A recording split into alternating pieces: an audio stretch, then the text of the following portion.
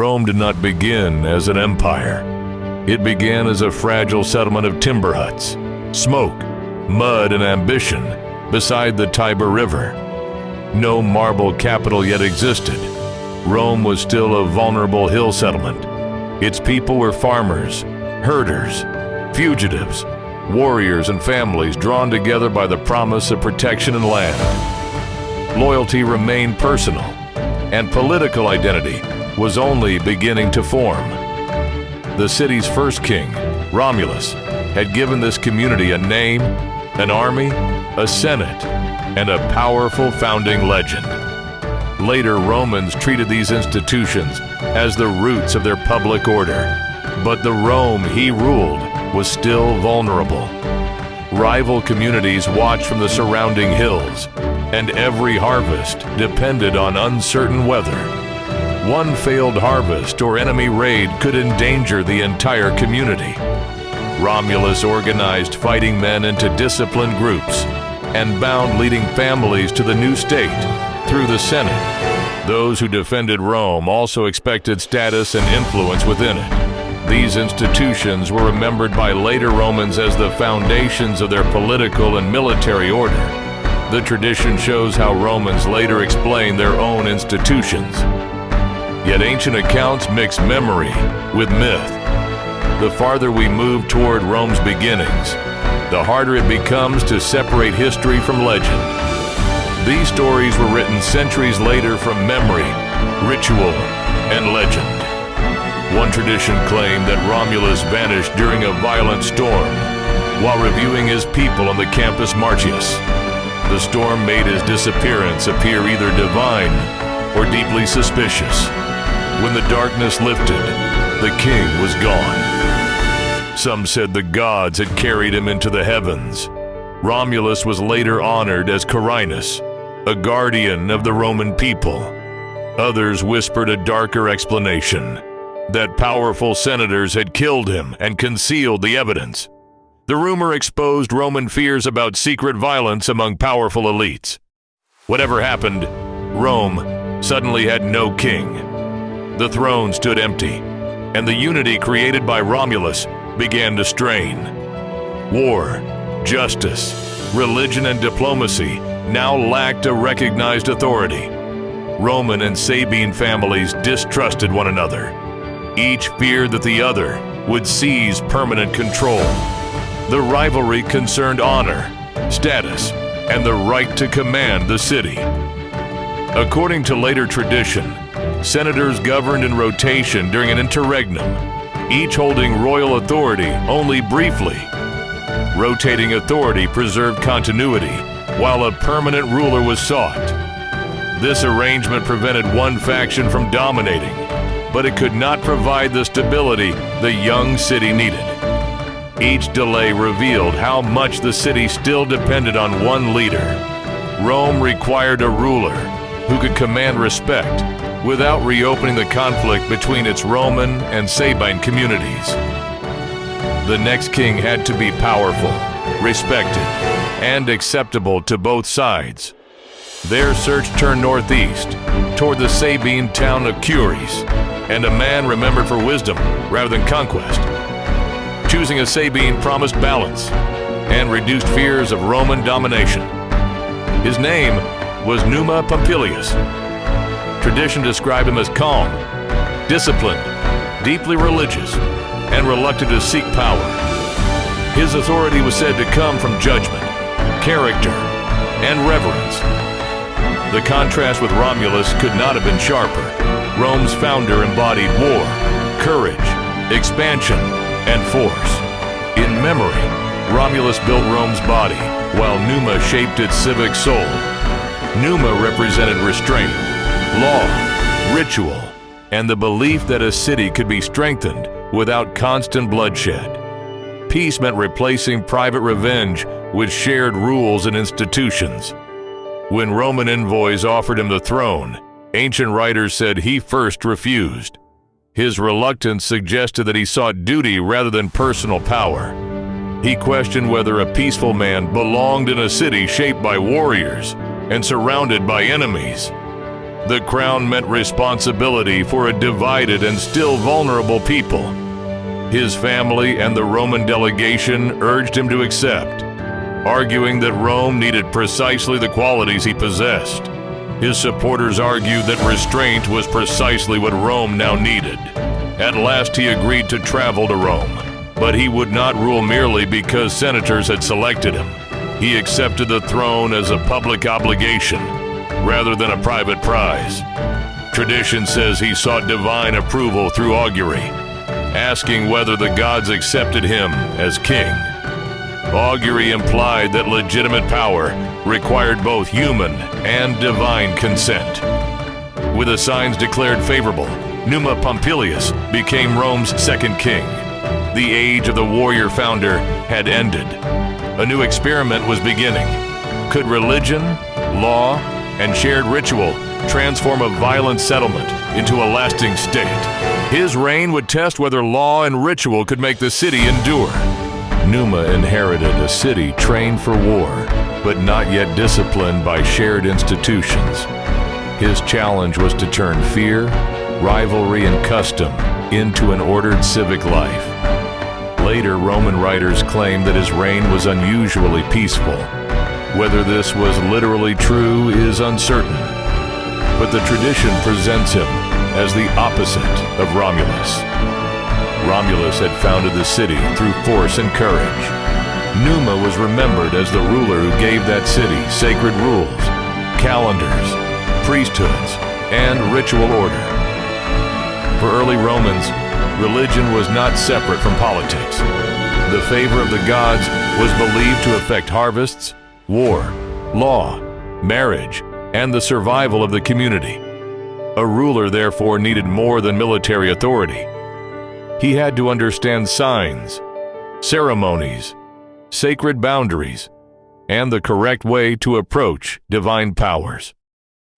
Tradition credited Numa with organizing priestly offices that later became central to Roman public religion. Among these were the flamines, priests assigned to particular gods, and the pontifices, guardians of ritual knowledge and sacred law. The office, later known as Pontifex Maximus, would become one of Rome's most influential religious positions, linking sacred tradition with state authority.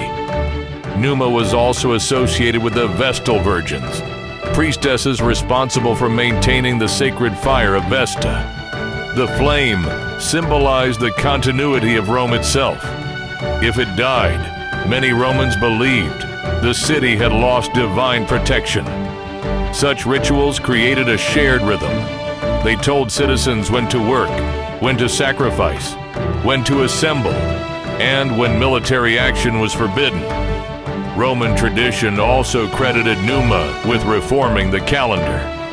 Earlier systems were irregular, and political life depended on knowing which days were lawful for public business. The later Roman calendar was a result of many revisions, so the exact details cannot be assigned confidently to a single king. Still, the story reveals something important. Romans believed that time itself had to be organized by law and religion. One of the most famous traditions concerned the shrine of Janus, the two-faced god of beginnings, passages, and transitions. Its doors were said to stand open in war and closed in peace. Later Romans remembered Numa's reign as one of the rare periods when they remained shut.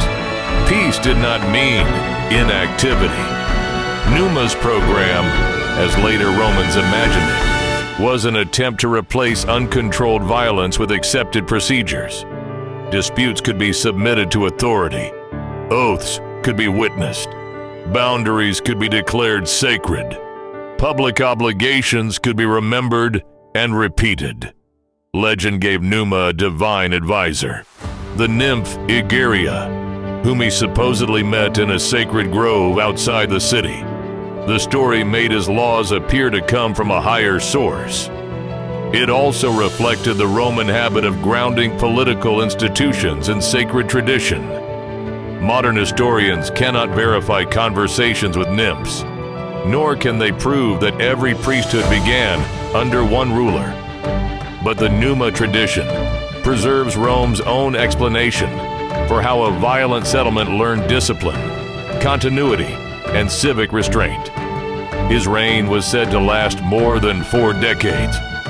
By the time of his death, Rome had not become an empire, but it had acquired a deeper sense of identity. The city now possessed stories, offices, ceremonies, and sacred responsibilities that could outlive the individual who held the throne. Yet peace would not define Rome forever. After Numa, the crown passed to a ruler remembered for aggression, ambition, and war. His name was Tullus Hostilius, and under him, Rome would again turn outward. After the long peace associated with Numa, Rome chose a very different ruler. Tullus Hostilius was remembered as energetic, aggressive, and eager to restore military discipline. Later tradition portrayed him as the grandson of a warrior who had fought beside Romulus. Whether literal or symbolic, the story linked his authority to Rome's martial past. Under Tullus, peace was no longer the highest priority. Rome began to test neighboring communities, seeking prestige, land, and control of regional alliances. The most important rival was Alba Longa, the ancient Latin city from which Roman legend claimed Romulus and Remus had descended. This made the conflict more than a struggle between strangers. Rome and Alba shared language, customs, ancestry, and religious traditions. War between them threatened to divide the Latin world and weaken both cities before other enemies. Ancient tradition said the commanders agreed to avoid a full battle. Instead, 3 brothers from each city would decide the outcome. Rome chose the Heraci. Alba Longa chose the Curiatii.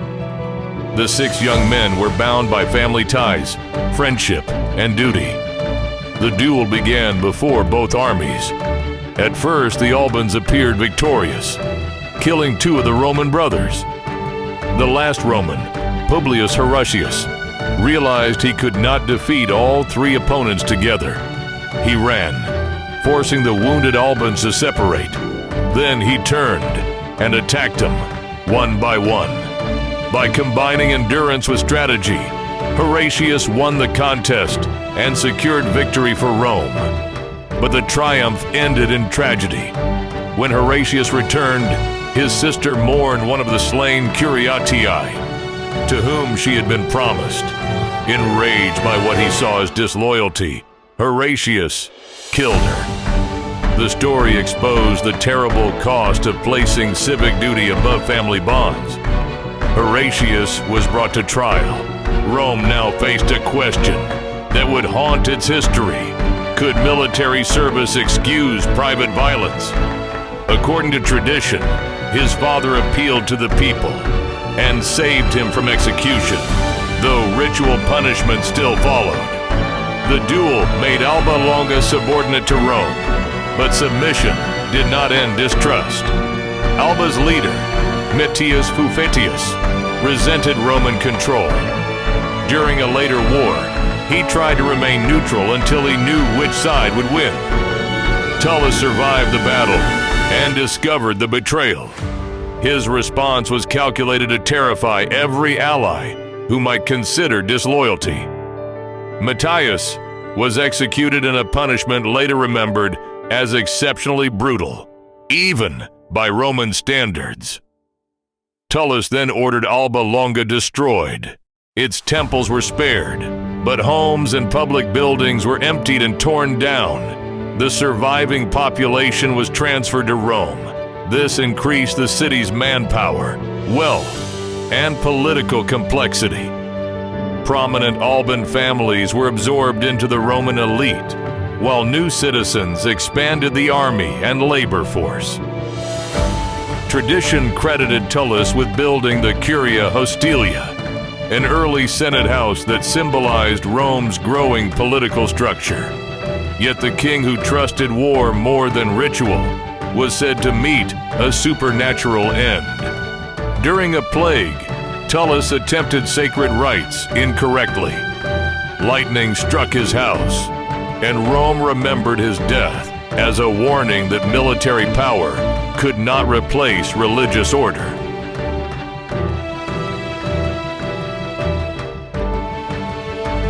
After the violent reign of Tullus Hostilius, Rome again turned toward a ruler associated with balance. Ancus Marcius was remembered as both a warrior and a guardian of religious order. Roman tradition described Ancus as the grandson of Numa Pompilius. That connection allowed later writers to present him as a ruler who combined Numa's piety with Rome's growing military ambitions. One of his first acts was said to be the restoration of neglected rites. Rome's recent disasters were interpreted as proof that victory without proper ritual could end in catastrophe. Ancus was credited with formalizing the procedures by which Rome declared war. The Fetial priests demanded restitution before force was used. This mattered because Rome wanted its wars to appear lawful. A conflict was not merely a contest of strength. It had to be justified before gods and citizens. Several Latin communities resisted Rome's expanding influence. Ancus answered with campaigns that pushed Roman authority farther into the surrounding countryside.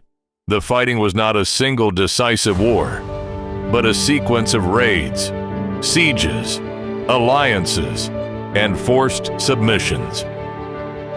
As in earlier reigns, defeated populations were often transferred to Rome rather than destroyed. Their labor and military service strengthened the city. Tradition associated Ancus with settlement on the Aventine Hill, an area that became home to newly incorporated communities. These new arrivals increased Rome's population and diversity. They also made questions of citizenship, status, and political belonging more difficult. Ancus was also linked with the fortification of the Janiculum, a hill west of the Tiber that protected approaches to the city. To connect the Janiculum with Rome, tradition credited Ancus with constructing the Pons Sublicius, an early wooden bridge across the Tiber. The bridge was more than an engineering project. It tied the western bank to the city and improved movement of troops, traders, and supplies. The Tiber was Rome's artery. Whoever controlled its crossings could influence trade between inland communities and the coast. Ancus pushed Roman influence downriver toward the coast, recognizing that access to salt, fish, and maritime trade could transform the city. Later tradition credited Ancus with founding Ostia at the mouth of the Tiber. Archaeology suggests the historical settlement developed later, but the legend reflects Rome's early interest in the coast. Salt was essential for food preservation, livestock, and trade. Control of salt routes offered both economic advantage and political leverage. Even before a major port existed, the lower Tiber connected Rome to wider Mediterranean networks. Roman tradition also linked Ancus to the construction of the first prison, the carcer, near the political center of the city.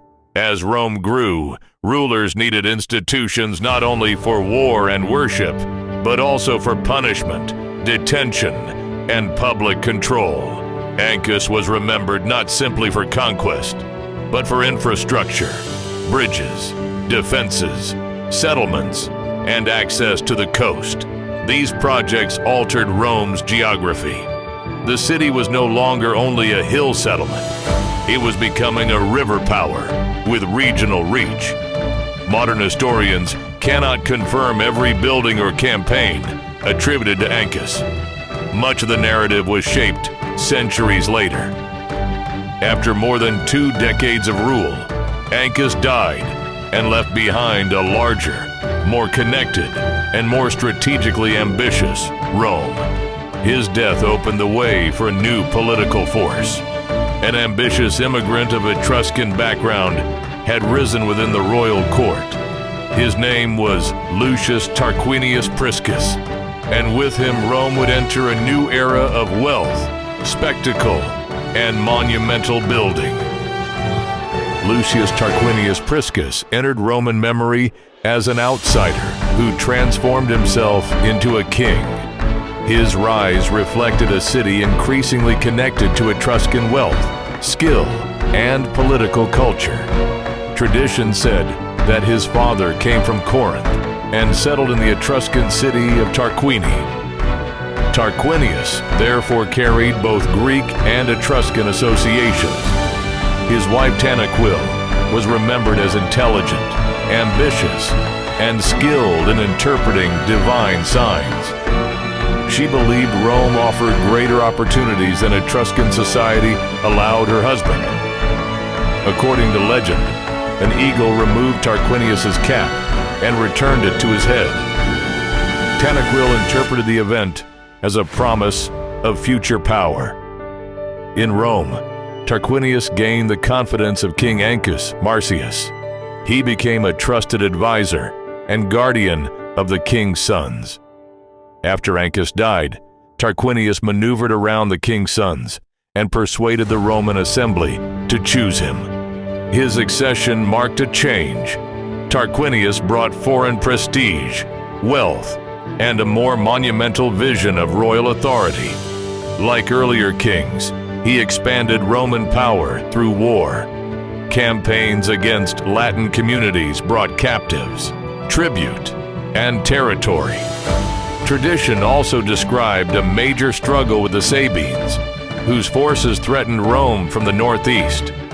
Tarquinius used victory not only to secure land, but also to enhance the image of kingship.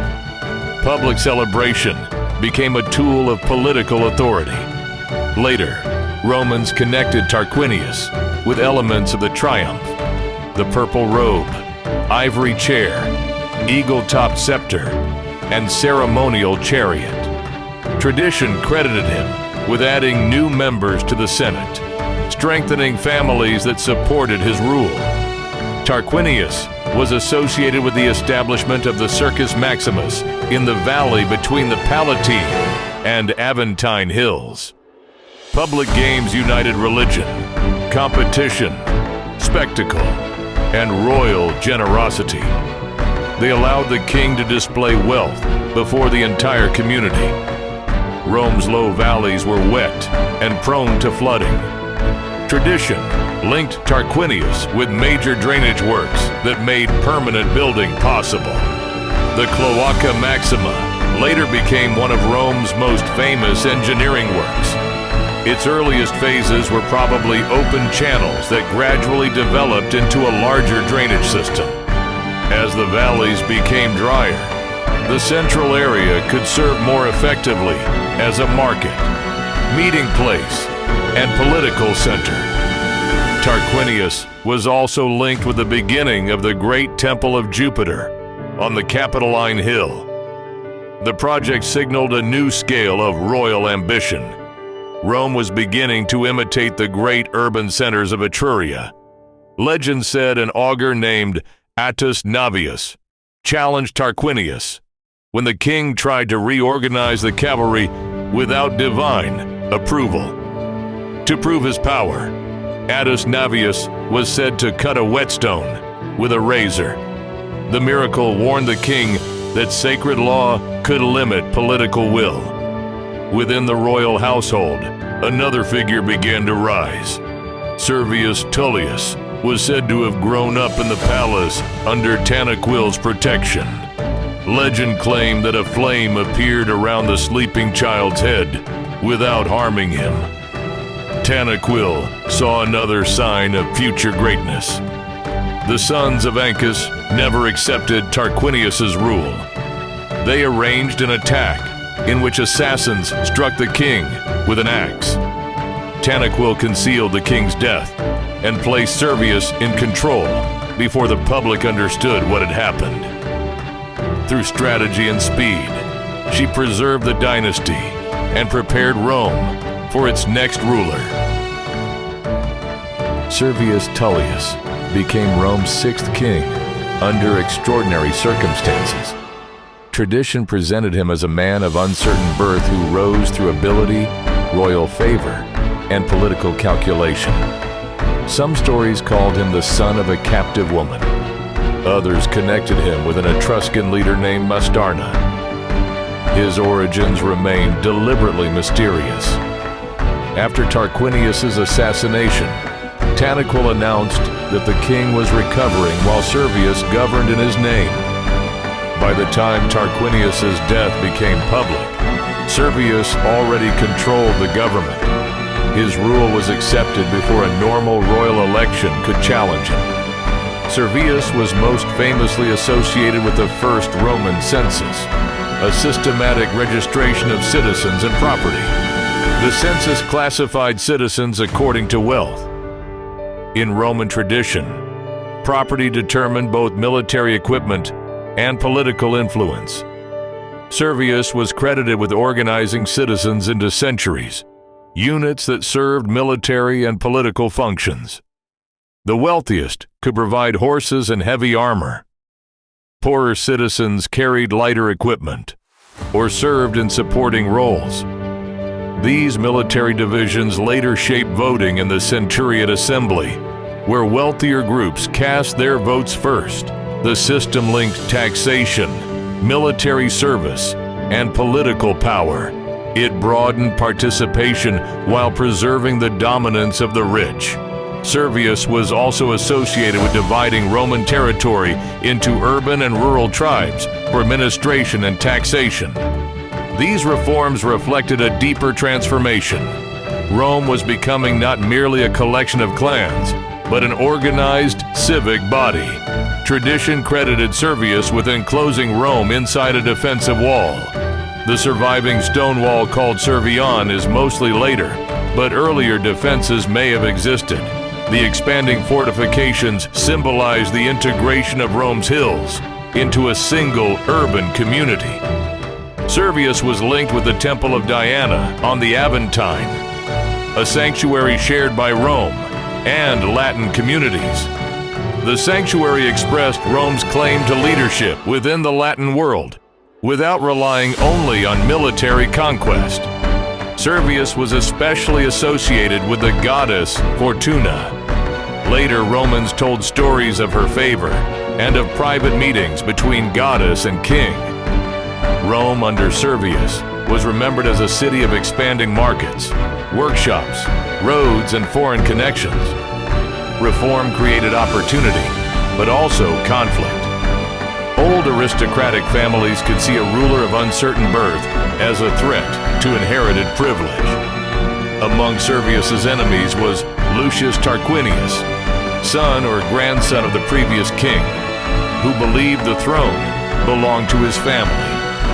Tarquinius found an equally ambitious partner in Tullia, one of Servius's daughters. Roman tradition portrayed her as ruthless and impatient for power. Tarquinius entered the Senate house, sat on the royal throne, and denounced Servius as an illegitimate ruler. Servius confronted the usurper, but Tarquinius seized him and threw him down the steps. The elderly king was then killed in the street by the conspirators. The darkest version of the legend claimed that Tullia drove her chariot over her father's body, marking the road forever with infamy. Servius's death ended an era of reform. Lucius Tarquinius Superbus seized the throne without lawful approval, and Rome's final kingship would become a story of fear, arrogance, and revolt. Lucius Tarquinius Superbus became Rome's seventh and final king. Roman tradition remembered him not as a lawful ruler, but as a man who seized power through intimidation and ignored established custom. Unlike earlier kings, Tarquinius was said to have ruled without proper approval from the Senate or the people. He surrounded himself with loyal supporters, removed rivals, and reduced the independence of the Senate. The royal household became the center of decision-making, replacing open consultation with private authority. Despite his reputation, Tarquinius continued to expand Rome's influence through alliances, diplomacy, and military pressure. One of the most famous stories concerned the Latin city of Gabii, which resisted Roman control. Tarquinius' son Sextus entered Gabii pretending to be a refugee from his father's cruelty. Over time, Sextus gained the confidence of the city's leading families and rose to command. When Sextus asked what to do next, Tarquinius gave no spoken answer. He walked through a garden and struck down the tallest poppy heads. Sextus understood the message: remove the most powerful leaders, and the city would submit. After its elite was weakened, Gabii fell under Roman influence without a direct assault. Tarquinius also sought dominance within the Latin League, using marriages, alliances, and displays of royal power. A Latin leader named Turnus Herdonius openly challenged the king's growing authority. Tradition claimed that evidence was secretly planted to discredit Turnus before the assembly. Turnus was condemned, and the warning was clear: opposition to the king could be recast as treason. Tarquinius's campaigns extended toward the Volsci, bringing wealth and captives into Rome. Royal building projects were funded partly by resources taken from subject communities. Tarquinius pushed forward the great temple of Jupiter on the Capitoline Hill. Later legends said older shrines were moved to make space, but some sacred signs refused to yield. Another famous story told of an old woman who offered the king a collection of prophetic books at a high price. When he refused, she burned part of the collection and returned with the same price for what remained. After she repeated the act, the king finally purchased the surviving books. The books were placed under priestly protection and consulted during moments of crisis. By the end of Tarquinius's reign, Rome was stronger and more monumental, but political trust had collapsed. The monarchy would not end because Rome had become weak. It would end because one final outrage convinced the ruling families that kingship itself had become dangerous. The final crisis began during a campaign near Ardea, where Roman nobles gathered in camp and compared the character of their wives. They returned unexpectedly to Rome to see how each household behaved in their absence. They found Lucretia, wife of Collatinus, working among her household attendants. Roman tradition made her a symbol of discipline and honor. Sextus Tarquinius later returned alone and was welcomed as a guest because of his royal status. The story that followed became Rome's ultimate warning about unchecked authority. Royal privilege was used to violate private trust. Lucretia summoned her husband, her father, and trusted allies, asking them to hear what had happened. She demanded that they punish the abuse and prevent another family from suffering under royal power. Ancient tradition said that Lucretia then took her own life, believing her death would force Rome to act.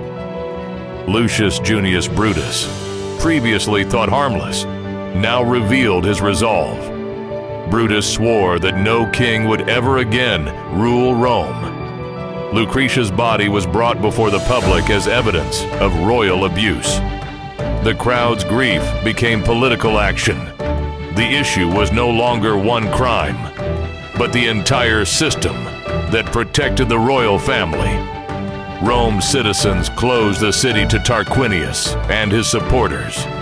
Brutus then went to the military camp and persuaded the soldiers to abandon the king. Tarquinius returned to find Rome closed against him. The king and his family were driven into exile. According to Roman tradition, the monarchy ended in 509 BCE. Instead of a king, Rome elected 2 annual magistrates called consuls. The principle was simple. Authority would be divided, limited in time, and subject to colleagues. The first consuls were remembered as Brutus and Collatinus, men directly connected to the uprising. Collatinus soon resigned because even his family name reminded Romans of the expelled dynasty. Some young aristocrats still preferred monarchy and plotted to restore the king. The conspiracy included Brutus's own sons, forcing the new republic to test its principles immediately. Roman tradition claimed that Brutus allowed the law to proceed even against his own household. The story taught that Republican liberty demanded sacrifice, discipline, and submission to public law. Rome had not become democratic in the modern sense, but it had rejected permanent one-man rule and created a system that could evolve. Exile did not end Tarquinius's ambitions. He sought support from neighboring cities and Etruscan allies. The Etruscan cities of Veii and Tarquinii supported an attempt to restore the monarchy.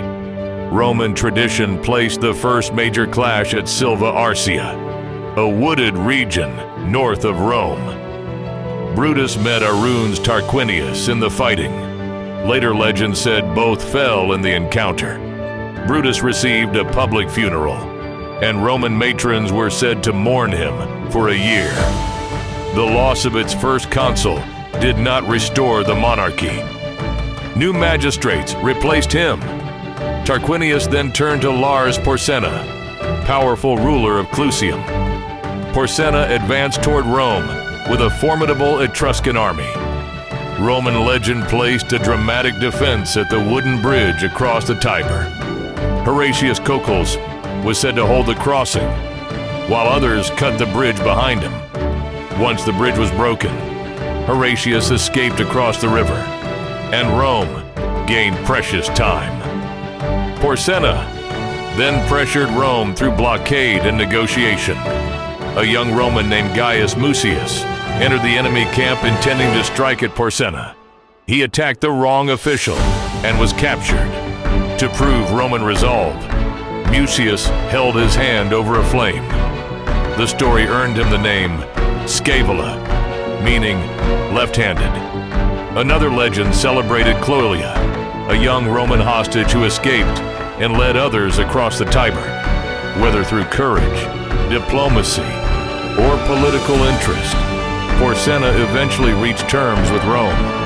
Ancient accounts disagree. Some later evidence suggests Rome may have suffered a serious defeat, rather than a simple heroic defense. The Republic remembered the crisis through stories of individual courage, rather than strategic vulnerability. After the Etruscan danger receded, Rome still faced opposition from Latin communities. Roman tradition placed a decisive confrontation at Lake Regillus.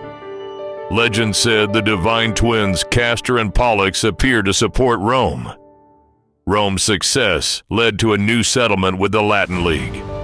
The treaty, later called the Foedus Cassianum, created a framework for cooperation, defense, and shared spoils. The monarchy was gone, but Rome's survival still depended on alliances, military organization, and political endurance.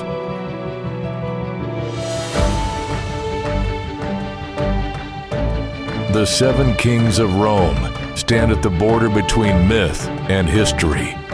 Their stories were written down centuries after the period they describe. Romulus represented foundation, conflict, citizenship, and the creation of political institutions.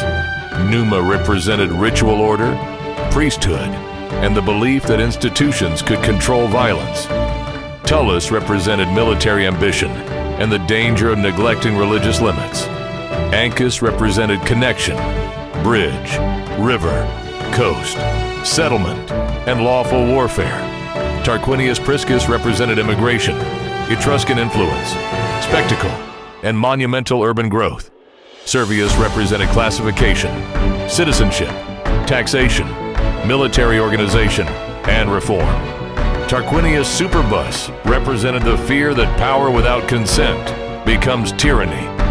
Together, these reigns formed a carefully arranged sequence from foundation to tyranny. Archaeology confirms that Rome grew rapidly during the 7th and 6th centuries BCE, but it cannot verify every person or event. Rome's urban development owed much to wider central Italian networks, especially Etruscan engineering, religion, and political culture. The Forum Valley, Capitoline Sanctuary, river crossing, and defensive works transformed Rome into a regional center. Rome expanded by absorbing outsiders, defeated communities, migrants, and allied families. Priests, augurs, vows, and omens gave political action a sacred framework. Military service helped define who belonged, who paid, and who voted. Roman memory did not portray every king as evil. The problem was permanence, inheritance, and the absence of reliable limits. The Republic divided authority among magistrates, senate, assemblies, and religious offices. Many royal institutions survived under new names. The Republic replaced the king, but not the need for command, ritual, law, and public works. Later, Romans used the kings to debate ambition, reform, tyranny, citizenship, and the meaning of liberty. Across these stories, Rome changed from a fragile hill settlement into an organized city controlling routes, labor, and alliances. The expulsion of the last king did not complete Rome's transformation. It began a new and unstable experiment. The early republic would face class conflict, external pressure, legal reform, and repeated war. The kings matter not because every legend is literally true, but because the stories preserve how Romans explained their own institutions. At the center of the tradition stood one question: how could power be strong enough to build a state, yet limited enough to avoid tyranny? The age of kings ended, but its institutions, myths, and warnings remained embedded in Roman political life for centuries. Rome's age of kings stands at the uncertain border between archaeology, tradition, and political memory. The stories were written down centuries after the events they claim to describe, and many details cannot be verified. Yet the royal period was not simply invented. Beneath the legends lies the memory of a real transformation. Scattered communities on the hills beside the Tiber became an organized city with institutions, sacred places, public works, military obligations, and a growing sense of common identity. Romulus represented the act of foundation. His story explained why Rome valued courage, inclusion, and military readiness. The asylum on the Capitoline slope, whether literal or symbolic, expressed an important Roman idea. The city could absorb outsiders and turn them into citizens. Rome's strength would repeatedly come from incorporation. Defeated peoples, migrants, allies, freed families, and ambitious newcomers could all become part of the Roman project. Numa Pompilius represented a different kind of authority. His reign was remembered as peaceful, disciplined, and deeply religious. Through Numa, later Romans explained the origins of priesthoods, calendars, rituals, and sacred law. Religion in Rome was not separate from government. Public decisions required correct ceremonies. Magistrates consulted signs, priests protected traditions, and vows linked military success to divine favor. The message was clear. Force alone could not sustain a state.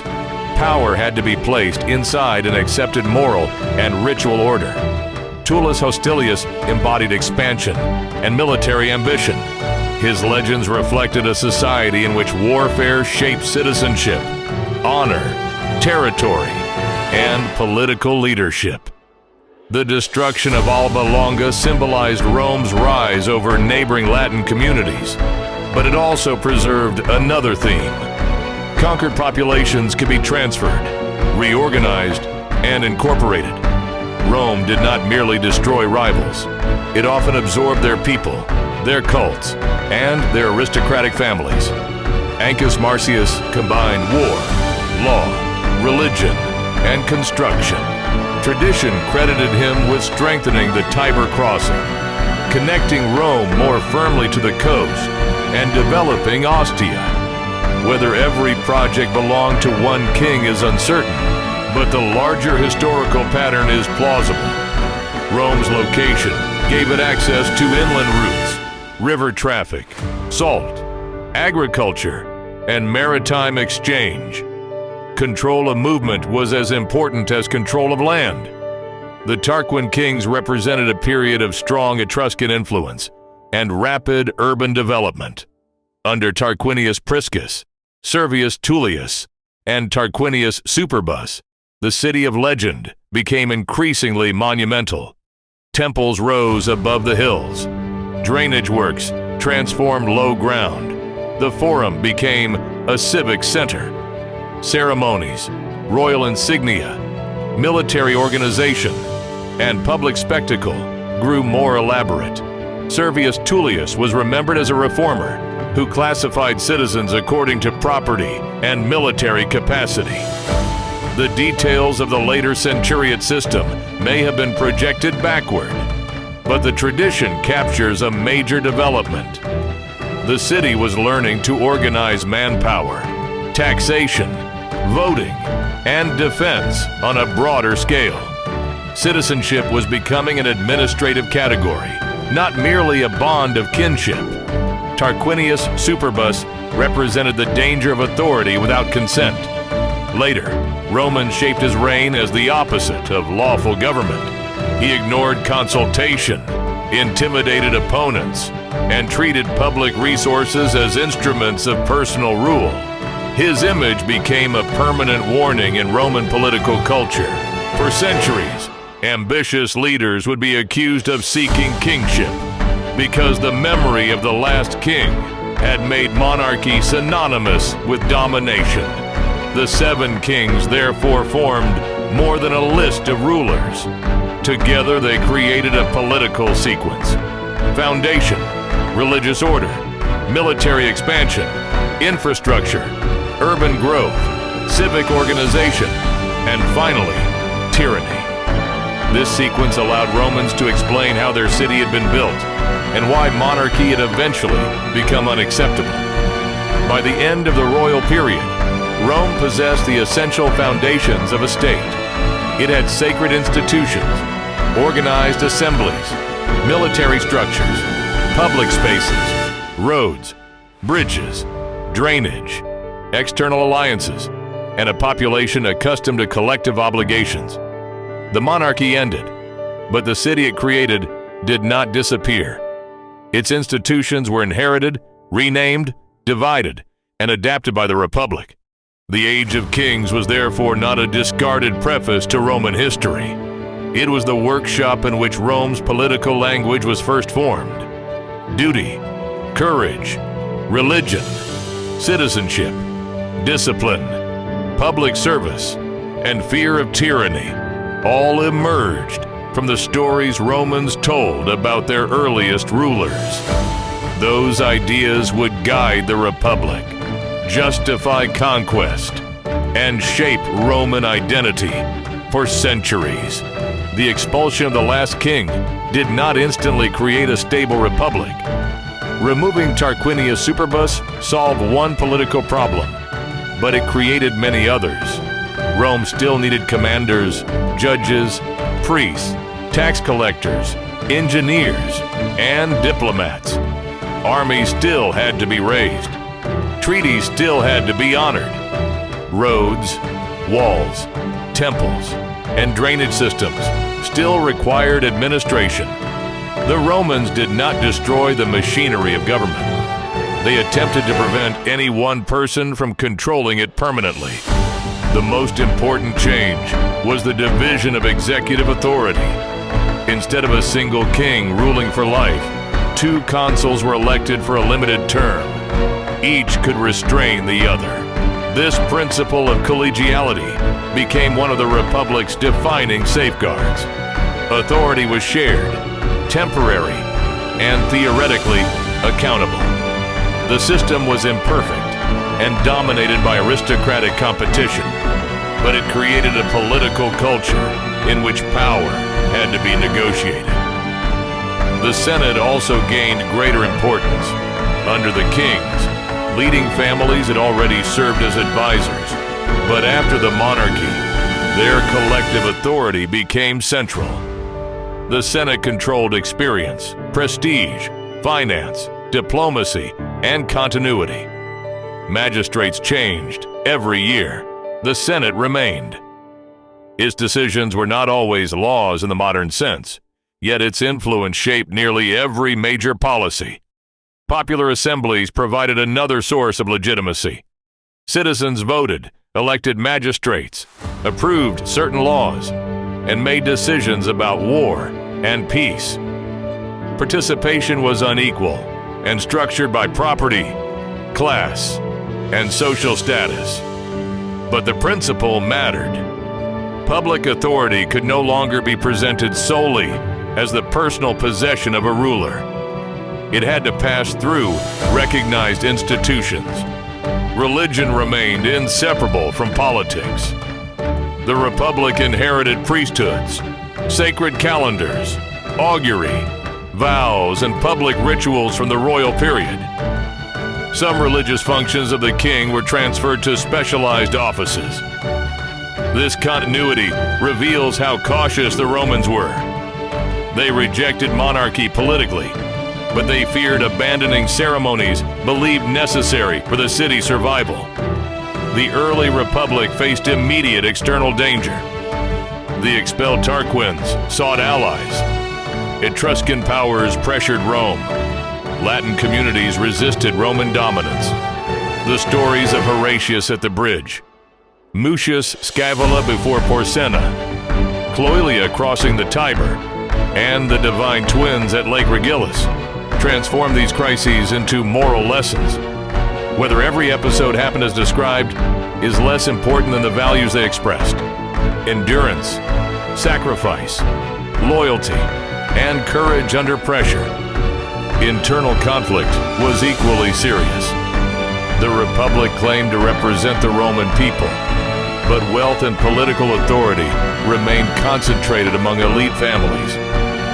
Small farmers carried military burdens, faced debt, and often lacked protection against powerful creditors. These tensions led to the long conflict of the orders between patricians and plebeians. The plebeian secessions became one of Rome's most distinctive forms of collective resistance. Instead of overthrowing the state, citizens withdrew their labor and military service, forcing negotiation. The office of the tribune emerged to defend plebeian interests. Tribunes could intervene against magistrates and became symbols of personal protection against arbitrary power. Over time, political access widened. Plebeians gained entry to magistracies, priesthoods, and the consulship. Written law limited some forms of elite control. The 12 Tables, produced in the 5th century BCE, did not create equality, but they made legal rules more visible. Roman liberty did not mean freedom from authority. It meant protection from unchecked authority through law, office, precedent, and collective rights. This evolving system was full of contradiction. Rome praised equality among citizens while preserving hierarchy. It celebrated liberty while relying on conquest and slavery. It feared kingship, yet repeatedly granted extraordinary commands during emergencies. The Republic survived not because it eliminated conflict, but because it developed mechanisms for containing and redirecting conflict. Military service reinforced civic identity. Citizens fought in formations that demanded discipline and mutual dependence. Wealth determined equipment and status, but survival depended on cooperation. Victory brought land, resources, captives, and prestige. Defeat threatened farms, families, and political stability. War therefore connected the battlefield to the forum and the household. The Republic's early institutions were not designed in a single moment. They evolved through crisis, compromise, rivalry, and adaptation. Each generation adjusted the balance between magistrates, senate, assemblies, priesthoods, and popular representatives. The result was not a modern democracy, but a resilient mixed system that could mobilize citizens, absorb elites, and recover from repeated shocks. Rome's rejection of monarchy created a powerful political myth. No official could openly claim to be king. Leaders had to present ambition as service, command as temporary duty, and personal glory as a contribution to the state. Even when reality failed to match the ideal shaped Roman behavior. The Republic began as an experiment in limiting power, and that experiment would transform the Mediterranean world. The end of the monarchy was not the end of Rome's transformation. It was the beginning of a much larger story.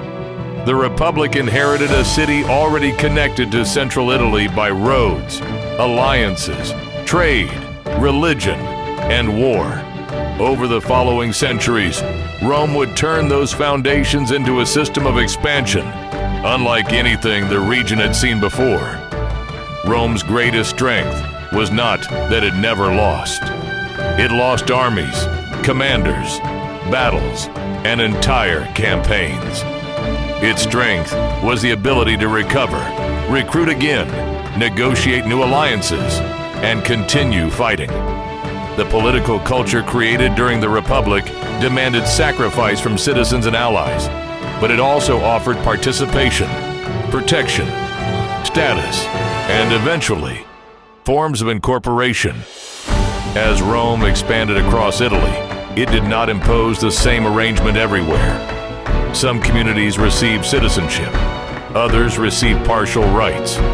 Some remained allies with military obligations. Colonies guarded strategic routes. Roads connected settlements to the capital.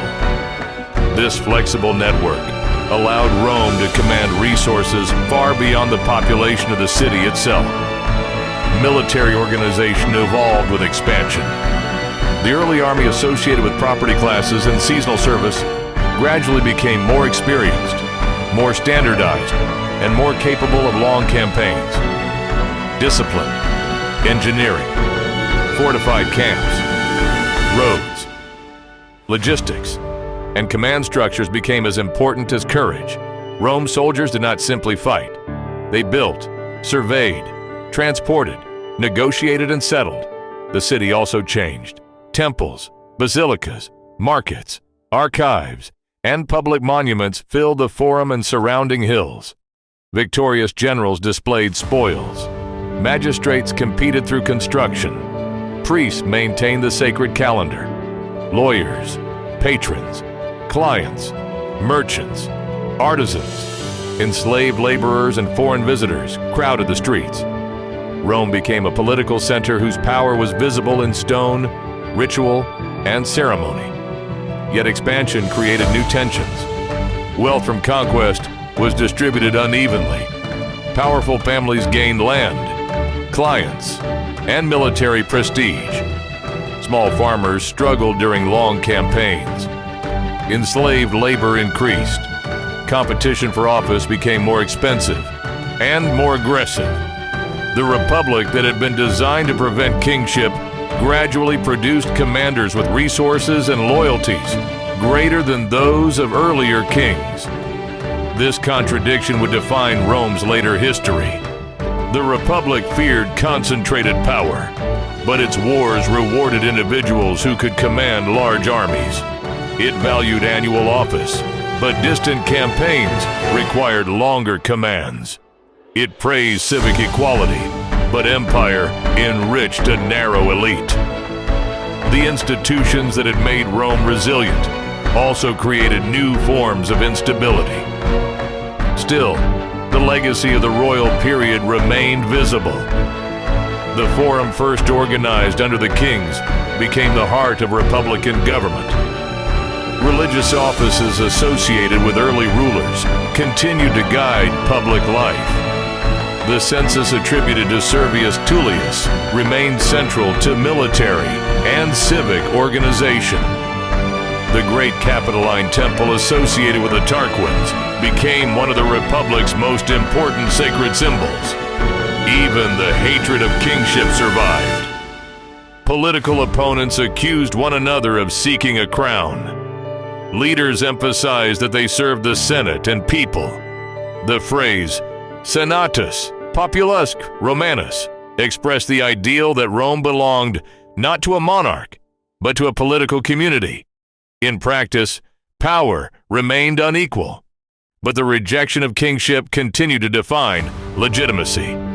The story of Rome's 7 kings therefore reached far beyond the monarchy. It supplied the Republic with heroes, villains, institutions, warnings, and explanations. Romulus represented foundation. Numa represented sacred order. Tullus represented military ambition. Ancus represented infrastructure and expansion. Tarquinius Priscus represented urban growth. Servius represented civic organization. Tarquinius Superbus represented tyranny. These figures formed a map of Roman political thought. They taught that a state needed courage, ritual, law, engineering, military strength, and social organization. They also taught that power without limits could destroy trust. The Republic would spend centuries trying to preserve the first lesson while avoiding the second. In time, Rome would defeat rival Italian powers, survive the wars with Carthage, dominate the Mediterranean, and build an empire stretching across Europe, North Africa, and the Near East. Its roads, laws, languages, cities, and institutions would influence later societies for centuries. But the distant origins of that achievement remained rooted in the settlements beside the Tiber and in the stories Romans told about their kings. The age of kings ended with exile, rebellion, and the promise that no monarch would rule Rome again. The age of the Republic began with uncertainty, danger, and political experiment.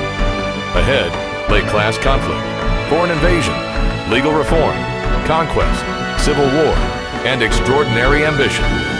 Rome had survived its kings. Now it would have to survive liberty. And that is where the next chapter begins, with the Roman Republic, a system created to prevent tyranny, but destined to produce some of the most powerful leaders the ancient world would ever know.